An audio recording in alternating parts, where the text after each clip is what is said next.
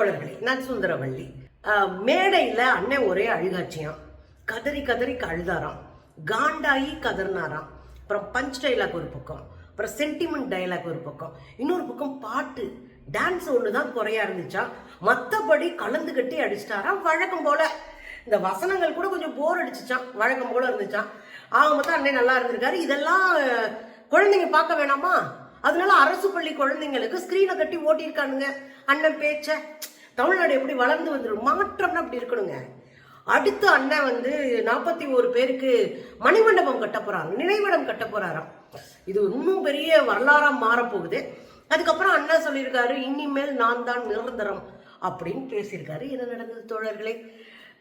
நிறைய பேர் நினைப்பீங்க, என் கால கொடுமை இதெல்லாம் பார்க்கணுன்னு இருக்கு பாரு அப்படின்னு யோசிச்சுட்டு இருக்கிறது எனக்கு புரியுது.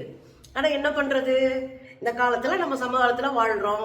அன்னை மாதிரி ஆளுகளை சமாளிக்கணும், அன்னை மாதிரி ஆளுகளை அம்பலப்படுத்தணும், மக்கள் மன்றத்தில் இது குறித்த உரையாடலை உருவாக்கணும். எப்பயுமேங்க ஒரு பெரும் மந்தை கூட்டத்திற்கு நடுவில் 2 பேர் சிந்திச்சா போதும், மொத்த மந்தை கூட்டத்தையும் திசை திருப்ப முடியும். அந்த வேலையை நாம செய்வோம். இங்க என்ன நடந்திருக்கு? வழக்கம் போலதான், பெருசா வசனம்லாம் மாத்தல போல இருக்கு. அதே பல ஆயிரம் கோடியை விட்டுட்டு வந்தேன், உங்களுக்காக வந்தேன், என்னுடைய சுகத்துக்காக நான் வரல. இந்த டயலாக்லாம் புளிச்சு போனா பழைய டயலாக்கு. தேர்தல்னு வந்தாலே அண்ணன் இதை பேச ஆரம்பிச்சிடாரு. அதுல நடுங்கி ஓடி போய் டிவி ஆஃப் பண்ணதான் நானு. சரி, அதெல்லாம் இருக்கட்டும்ங்க. வேற என்னங்க பேசினாரு அப்படின்னா, பேசுறதுக்கு முன்னாடி ஒரு சம்பவம் நடந்திருக்குங்க. அண்ணன் பேசுறாரு, பயங்கரமா பேசுறாரு, அப்படியே உணர்ச்சிவசமா பேசுறாரு, பாட்டெல்லாம் பாடுறாரு. இதெல்லாம் நேரடியா பிள்ளைங்க பார்க்கணும்ல, அப்பதான் அடுத்த தலைமுறையும் தக்குறியா இருக்கும்.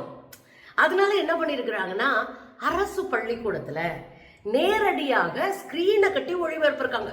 நீங்க இது ஒரு தனியார் பள்ளிக்கூடத்துல ஒளிபரப்பல, ஒரு இன்டர்நேஷனல் ஸ்கூல்ல ஒளிபரப்பல, ஒரு மெட்ரிகுலேஷன் ஸ்கூல்ல ஒளிபரப்பல. ஆனா அரசு பள்ளிக்கூடத்துல ஸ்கிரீனை கட்டி ஓட்டுக்காங்க. அந்த ஸ்கிரீன் கூட எது தெரியுங்களா? ஸ்டாலின் அவர்களுடைய ஆட்சியில ஸ்மார்ட் கிளாஸ் ரூம் வச்சாங்கல்ல, பெரிய அந்த இதோட ஸ்கிரீனோட ஸ்மார்ட் கிளாஸ் ரூம்ஸ் வச்சிருந்தாங்க. அந்த ஸ்மார்ட் கிளாஸ் ரூம்ல விஜய் அண்ணாவுடைய பேச்ச குழந்தைங்களை உட்கார வச்சு கேட்க வச்சிருக்கிறாங்க. ஏன்னா இங்க படிக்கிறவங்க யாரும் பெரும்பணக்காரர்கள் பிள்ளை இல்லைல்ல, பெரிய வேலையில இருக்கிறவங்களுடைய பிள்ளை இல்லைல்ல, உழைச்சு சலிச்சு ஓடா தேஞ்சு போன உழைக்கிற பாட்டாளிகளுடைய குழந்தைங்க தானே அரசு பள்ளியில படிக்கிறாங்க. அவங்க படிச்சேன்னா படிக்கலன்னா படிச்சு என்ன ஆக போறாங்க? பெரிய கலெக்டரா வர போறாங்களா, டாக்டரா வர போறாங்களா? அது வாட்டுக்கு விசில் அடிச்சுக்கிட்டு போஸ்ட் ஓட்டிட்டு கொடி ஏத்திட்டு திரியட்டுமே அப்படின்ற நம்பிக்கையில அண்ணதை போட்டிருக்காங்க பாருங்களேன்.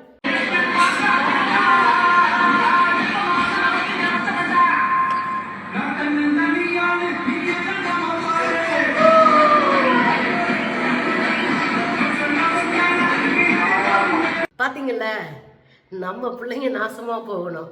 ஆனா விஜய் அப்படி இல்லை. அவரும் அவங்க சார்ந்தவங்க எல்லாரும் நல்லா இருக்கணும்.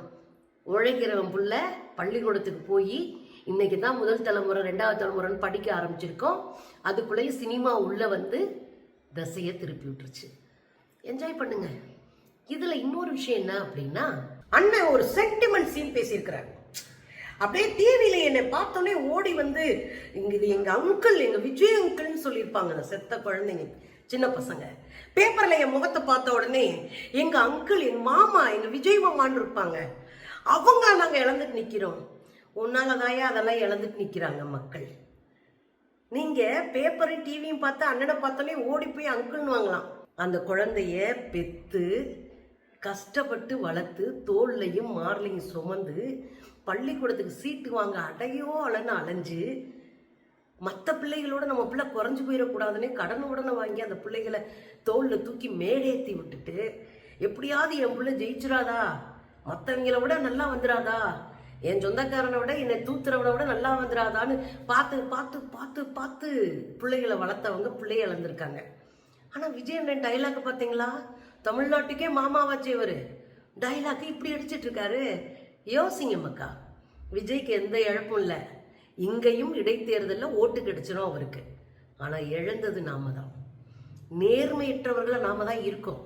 நம்மளை காசால வாயடைக்கிறான், பதவியால வாயடைக்கிறான், நம்மளை அரசியலை வச்சு மிரட்டுறானுங்க. துணிச்சலா இருக்கிற ஒரு ஆள் போதும், மொத்த திருட்டு கும்பலும் மொத்த இந்த இந்த கலவரத்துக்கு, இந்த படுகொலைக்கு காரணமான கும்பலும் உள்ள போய் நிற்கும். யோசிங்க. 41 பேருக்கு மணிமண்டபம் கட்ட போறாங்க, அதாவது நினைவிடம் கட்ட போறாங்களாம். இது என்ன எங்க போய் நிற்கும் அப்படின்னா, இந்த நாட்டுக்காக போராடி இறந்து போனவங்க, போராட்ட களத்துல இறந்து போனவங்க, சுட்டுப்பட்டு இறந்து போனவங்க, அரச பயங்கரவாதத்தால் கொன்றொழிக்கப்பட்டவர்கள், மக்களுக்காக போராட்ட களத்துல நின்று தூக்குல தொங்கினவங்க, இவங்களுக்கெல்லாம் நினைவிடங்கள் வச்சு பழக்கம். கீழவெண்மணியில பண்ணையாருக்கு எதிரான போராட்டத்துல 44 பேர் கொல்லப்பட்டாங்க. அவங்களுக்கு அங்க நினைவிடம் இருக்கு. அது போராட்டம், தலைமுறைக்கான போராட்டம். ஸ்டெர்லைட்ல பண்ணது தலைமுறைக்கான போராட்டம். நீங்க எதை மாத்தணும்னு நினைக்கிறீங்க மிஸ்டர் விஜய்? என்ன சொல்ல வர்றீங்க? உங்களை பார்க்க வந்து செத்து போன உங்கள் ரசிகர்களை நீங்க என்னவா மதிப்பீடு பண்றீங்க? இந்த நினைவிடம் ஆரம்பிச்ச உடனே அவங்க அப்படியே கொண்டாடி, இழப்பு தானே, ஒரு நடிகனை பார்க்க வந்து செத்ததுன்ற அவமானம் தானே. விட்டுருங்க. இந்த அவமானத்தை வரலாறாக்காதீங்க. இந்த அவமானத்தை மக்கள் காலந்தோறும் பேசும்படியா செய்யாதீங்க. இந்த அவமானத்தை இதோட விடுங்க. அதுல இன்னொரு வசனம் பேசியிருக்காரு அண்ணே, இந்த திருட்டு திமுகவை எந்திரிக்கவே முடியாத அளவுக்கு அடிங்க, அடி கொடுத்துக்கிட்டே இருக்கணும் அப்படின்னு பேசியிருக்கிறாரு. அண்ணே போங்களே, பல கட்சி செத்துருச்சு, பல கட்சி வந்துருச்சு, பல கட்சி போயிருச்சு. திமுகவும் அதிமுகவும் இருக்கு. உங்களை வச்சு உடைகளான்னு ட்ரை பண்றாங்க. பாருங்களேன், அடிச்சுதான் பாருங்களேன்.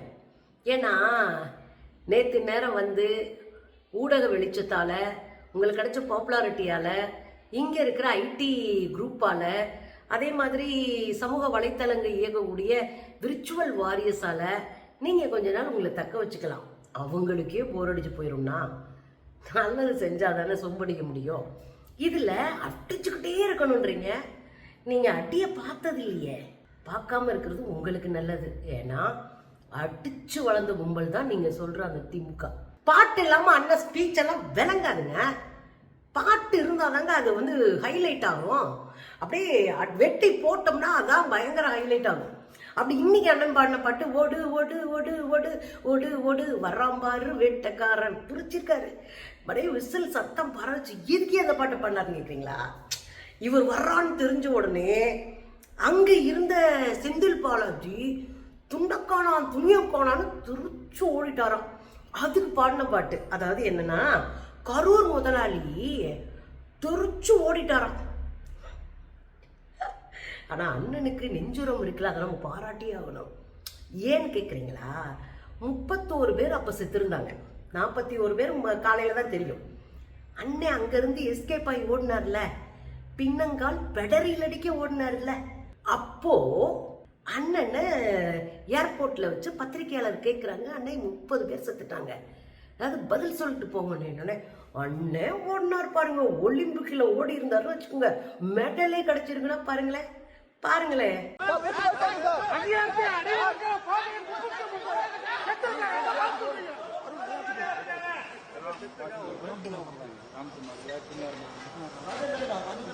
இப்ப அண்ணன் பாடுற பாட்டை கேளுங்களேன். இங்க எங்க இருக்காருன்னு தெரியாம ஓடு ஓடு ஓடு ஓடு ஓடு ஓடு ஓடு ஓடு வராம் பாரு வேட்டக்காரன் ஓடினே இருக்கிறாரு. இப்ப கம்பேர் பண்ணுங்க, யாரு ஓடினது யாரு வந்தது. அண்ணன் தெரிச்சு வீட்டுக்கு ஓடினாரு, 3 நாள் கட்டில் கடியில பதுங்கிட்டாரு. ஆனா நடுராத்திரி அங்க இருந்து 74 வயசுல கிளம்பி இங்க வந்து மக்களை சந்திச்சு பக்கத்துல இருக்கிற டாக்டர்ஸ் எல்லாம் திரட்டி உடற்கூறாய்வை வேகமா முடிச்சு அவங்க கையில கொடுங்க, அவங்க நொந்து போய் கிடப்பாங்க அப்படின்னு அங்க இருக்கிற அமைச்சர்கள் மத்தவங்க எல்லாம் அப்படி புயல் வேகத்துல வேலை பார்த்தாங்க பாருங்க. வந்து உட்காந்து ஓடின பீஸு தெனாவட்டா பேசுது. ஏன்னா அந்த கொண்டாடுற மக்கள்லாம் பாவம்ல, அவன் நியூஸ் பேப்பர் கூட படிச்சிருக்க மாட்டான். அதனால ஏன்னா வேணாலும் பேசணும், கை தட்டுவாங்க. நம்பிக்கையில அண்ணன் உழுது பயிரிடுறாரு, பார்த்து பயிரிடுங்கண்ணே. அதுல அண்ணன் சொன்னாரு, ஒருபோதும் என் மக்களை விட்டுட்டு ஓட மாட்டேன். அதெல்லாம் அன்னைக்கே பார்த்துட்டாங்கண்ணே. பின்னங்கால் படரில் அடிக்க ஓடி ஒளிஞ்சது, 3ஆவது நாள் நீ அவுத்து விட்ட பொய், இன்னைக்கு வரை நீ ஆடிட்டு இருக்கிற நாடகம் எல்லாம் தெரியுமே, அது பெருசு இல்லைண்ணே. அப்படியெல்லாம் கை விட்டுட்டு ஓட மாட்டேனீங்களே. அண்ணி சங்கீதாட்ட கேட்டா தெரிஞ்சு போயிடும், உங்க பசங்க 2 பேர்கிட்ட கேட்டா தெரிஞ்சு போயிடும் நீங்க யாரு, உங்க வண்டவாளம் என்னன்னு. எதுக்கு சீனு? நீங்க தான் அசிங்கப்பட்டுக்கிட்டே இருக்கீங்க. வாயை விட்டுட்டு வாங்கப்பட்டுக்கிட்டே இருக்கீங்க, பார்த்து அடக்கி வாசிங்கன்னா. போலீஸை நம்பிட்டாராம் அண்ணன். ரொம்ப அந்த கிளைமேக்ஸினே அதான், போலீஸை நம்பி உள்ள வந்துட்டாராம். அவங்களுக்கு நன்றி எல்லாம் சொல்லிட்டாராம். ஆனா திட்டம் போட்டு இவங்களை காலி பண்ணதே போலீஸ் தானா. இதுக்கெல்லாம் பெரிய துணிச்சல் வேணுங்க. பொய் சொன்னா கை காலாம் நடுங்கும், வாய் அதெல்லாம் நடுங்கும். பொய் சொன்னா குறு குறு குருன்னு இருக்கணும். அவன் தான் மனுஷன். அசால்ட்டா பொய் சொல்றவன் அதெல்லாம் கடந்துட்டான்னு அர்த்தம். இங்க அண்ணன் அப்படிதான் அடிச்சு விடுறாரு பாருங்க. போலீஸ் சொல்லலையா, 20 மீட்டருக்கு முன்னாடியே வண்டியை நிப்பாட்டுங்கன்னு கெஞ்சி கூத்தாடினாங்களே. அந்த காவலர்கள் உங்களுக்கு திரும்ப திரும்ப பேசினாங்களே, நீங்க கேட்காம உள்ள வந்தீங்களே. ஏன்னா அங்க சினிமா ஷூட்டிங் எடுக்கிறாங்கன்றக்கா உள்ள வந்தீங்களே. கொஞ்சமாவது வெக்கமா இருக்கிறேன் நம்மனே. ஆம்புலன்ஸ்க்கு வழிவிட மாட்டேன்னு சொன்னது உங்க பிள்ளைங்க, தாவேகாவினுடைய தம்பிகள். ஆம்புலன்ஸ்க்கு வழிவிடல, கருப்பு கலர் காரை கொண்டு வந்து உங்க பொறுப்புல நிர்வாகியா இருக்கிற ஒருத்தர் ஆம்புலன்ஸ் வழிமறிச்சு நின்னாரு. நீங்க பொய் சொல்றீங்க, அப்படி யாரும் சாகலன்னு போலீஸ் புடனையில போட்டு அவரை தள்ளிட்டு அந்த மக்களை காப்பாத்த ஓடுனாங்க. போலீஸ் அவங்களை காப்பாத்துறதுக்கு அவ்வளவு முயற்சி எடுத்தாங்க. இதுல கடைசி சீன் என்ன தெரியுங்களா, அதான் கிளைமேக்ஸே. அதுவும் அண்ணன் 1/2 மணி நேரம் பேசணும்னே உழுதுட்டாராம். 1/2 மணி நேரம் நம்ம குளத்தூர்ல பேசி உழுதுட்டாராம், ரொம்பட்டும் காலி ஆயிடுச்சான். ஆனா சட்டமன்றத்துல அண்ணன் பேச ஆரம்பிச்சா எதிர்கட்சிகளும் ஓடிடுறாங்களாம். இந்த சட்டமன்ற நிகழ்வுகள்ல நேரடியா பார்க்காதவங்க, இந்த துண்டு துண்டா வெட்டி போடுறத பார்த்து ரசிக்கிறவங்க, வாட்ஸ்அப் மூலமா அதையே நம்பிட்டு இருக்கவங்க, இந்த அல்கிரதம் சொல்லுவாங்க இல்லையா, எதை பாக்குறோமோ அதே வரும். நீங்க ஒரு டிவி வாங்கலாம்னு சர்ச் பண்ணீங்கன்னா டிவி விளம்பரமா வரும்.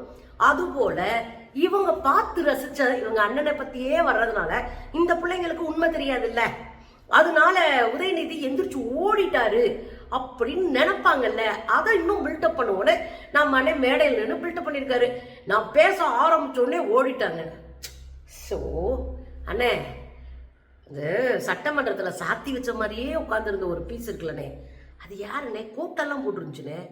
சரி இருக்கட்டும், அதுல பதில் சொல்றதே இல்லைண்ணே. யார முதலமைச்சர் கேள்வி கேட்டாலும் ஏதாவது ஒரு 2 அமைச்சர்கள் நேர்ந்து விட்டுருக்கீங்களே, ஒன்றும் தெரியாது, அதுக்கு வாட்டுக்கு எதிர்த்து வளருங்க. அப்படி வளர விட்டது யாருன்னு நீங்க தானே. ரைட்டு, நீங்க வாசிக்கும் போது பார்ட்டி ஃபண்டுன்னு சொன்னோடனே ஓடிட்டாங்கன்னு சொன்னீங்கல்ல, நடந்தது என்னன்னு மக்கள் தெரியும் பாருங்க. இதுல ஒரு ஹைலைட் காமெடி என்னன்னா, சட்டசபையில பேசும்போது பார்ட்டி ஃபண்டுன்னு தான் சொன்னேன். அது எந்த பார்ட்டி, என்ன ஃபண்டு, யாரு, என்ன பேரு எதுவுமே சொல்ல. பார்ட்டி ஃபண்டுன்னு சொன்னவனை எடுத்தாங்க பாருங்க ஒரு ஓட்டம். டாஸ்மாக்ல என்னப்பா அது பேரு? பார்ட்டி ஃபண்ட் கட்சி நிதி. மாண்புமிகு முதல்வர்கள் பதில் உரைக்க பிறகு அவர் சொன்ன வார்த்தை பார்ட்டி ஃபண்ட் சொன்னார், எந்த பார்ட்டின்னு சொல்ல. அவர் பார்ட்டி ஃபண்ட் அப்படின்னு சொல்லியிருக்கிறாரு. அவர் அமைச்சர் அந்த பார்ட்டி ஃபண்ட் எந்த பார்ட்டின்னு கூட சொல்ல, வேற இருந்தா சொல்லுங்க. இப்ப புரியுதுங்களா? உண்மை என்ன தெரியுங்களா, அண்ணன் பேசுனத ஃபுல்லா கேட்டீங்கன்னா பக்காவா ஸ்கெட்ச் போட்டு ஆதவர்ஜுனா அண்ணாவை கோர்த்து விட்டுருக்காரு. ஃபுல் வீடியோ நீங்க பாருங்களேன். அண்ணன் பேசுறத அப்படியே வாக்குமூலம் கொடுத்திருக்காருங்க. கேஸ் நடந்துட்டு இருக்கு, உச்ச நீதிமன்றம் விசாரிச்சுக்கிட்டு இருக்கு, அங்க சிபிஐ விசாரிச்சுட்டு இருக்கு, உச்ச நீதிமன்றத்துல கண்காணிச்சுக்கிட்டு இருக்கு. ஆனா அண்ணன் இங்க அடிச்சு விட்டுட்டு இருக்காரு. அதாவது ஓட்டு வாங்கலான்னு உணர்ச்சி வசப்பட்டு கோர்த்து விட்டுருக்காங்க அண்ணனை. அதுலயும் குறிப்பா கோர்த்து விட்டது ஆதவர்ஜுனா தானா. என்கிட்ட நல்லா இருங்கண்ணே, எதை சொன்னாலும் நம்புவாங்க, நம்புறீங்க. வெயிட் பண்ணுங்கண்ணே.